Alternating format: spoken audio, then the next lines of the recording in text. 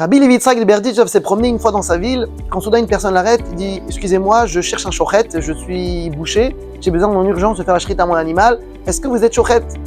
Rabbi Levi Yitzhak lui dit « Oui, je suis shochet. » Il dit « Est-ce que vous pouvez faire la shrita à mon animal et je vous paye très bien, j'ai besoin en urgence un shochet. » Rabbi Levi Yitzhak lui dit « Avec plaisir, mais juste avant, est-ce que tu peux me prêter 10 000 roubles? J'ai besoin de distribuer la zdaka, j'ai pas le temps de faire le tour aujourd'hui, tu me dépannes et je suis un homme de confiance, je te rends la semaine prochaine. » Le boucher lui dit « Mais monsieur, on se connaît à peine depuis 2 minutes, comment je peux vous faire confiance et vous donner une somme tellement astronomique et avoir confiance que vous allez me rendre la semaine prochaine ?»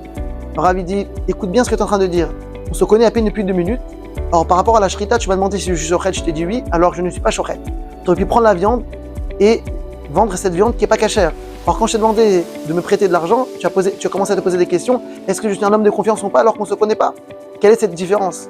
Le boucher a bien compris le message et a décidé d'être plus sérieux dans la cacheroute à partir de maintenant.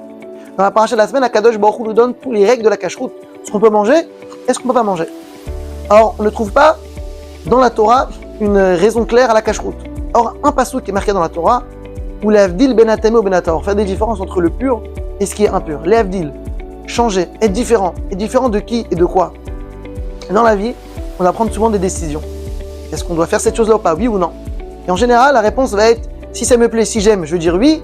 Si c'est mauvais pour moi, j'aime pas, je vais dire non. Alors on sait très bien que c'est pas la bonne façon de choisir. Dans un cas comme ça, si on choisit par ce qui est bien ou pas, ce qui nous arrange, alors quelle est la différence entre nous et un animal? Un animal aussi, si c'est bien pour lui, il va s'approcher. S'il sent que c'est mauvais, il va se sauver. La Torah va nous apprendre comment prendre des bonnes décisions. Donc on nous interdit toute chose de cacheroute, même s'il n'y a pas vraiment une raison spécifique.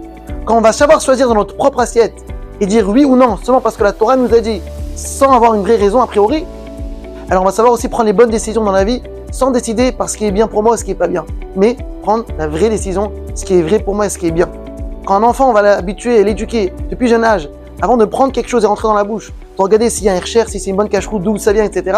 Quand il va grandir, il va savoir prendre la décision aussi, dire oui ou non, pas parce que ça le plaît, mais parce que ça sera la vérité. Quand on va s'habituer à faire attention à la cacheroute et à prendre les bonnes décisions, parce qu'Akadosh Baruch Hu nous a demandé, donc c'est sûr que très prochainement on pourrait accueillir la Géoula, dans laquelle tout sera clair, tout sera bien, dans la perfection. Très prochainement, Shabbat Shalom à tous.